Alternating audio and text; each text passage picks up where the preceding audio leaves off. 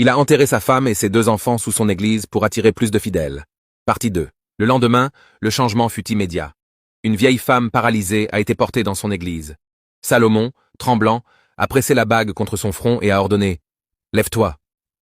Sous les yeux ébahis des quelques présents, elle a marché. La nouvelle s'est répandue comme une traînée de poudre. En quelques semaines, l'église était pleine à craquer. On ne l'appelait plus frère Salomon, mais pasteur Salomon, le faiseur de miracles. L'argent a commencé à affluer, des enveloppes épaisses, des dons de terrain, des voitures. Mais le pacte exigeait sa part.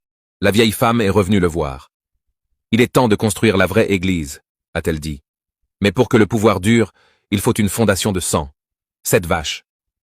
Salomon n'a pas hésité. Une nuit sans lune, sur le terrain du futur temple, il a égorgé les bêtes lui-même, laissant le sang saturer la terre qui allait soutenir l'autel. Il a enterré les carcasses en silence.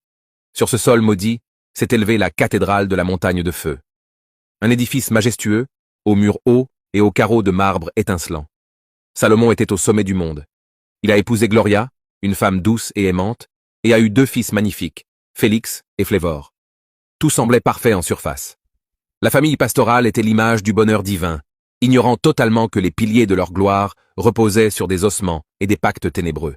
Les années passaient et l'empire de Salomon grandissait. L'église était devenue une véritable ville, une mer de têtes chantant ses louanges. Salomon n'entrait plus simplement.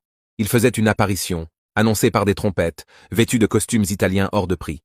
Les gens se jetaient à ses pieds, espérant toucher le bas de sa veste pour guérir. Sa voix passait à la radio, son visage s'affichait sur des panneaux géants. Pourtant, dans l'ombre, l'étau se resserrait. Le pouvoir est une entité vivante et affamée.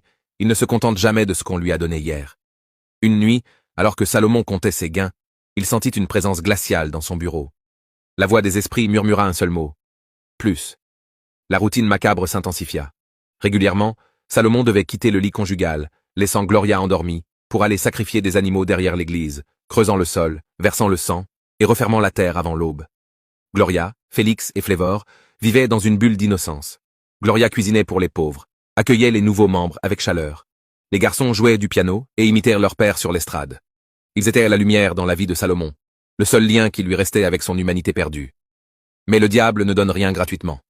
Un soir pluvieux, la vieille sorcière réapparut. Son exigence était terrifiante. Le pouvoir grandit, le sacrifice doit suivre. 30 vaches. Ce soir. Salomon, piégé par sa propre cupidité, accepta. Il drogua Gloria pour qu'elle dorme et sortit sous la pluie battante pour accomplir le rituel sanglant à l'intérieur même de l'église, verrouillant les portes pour être seul avec ses démons. La pluie martelait le toit de la cathédrale, couvrant les bruits du massacre.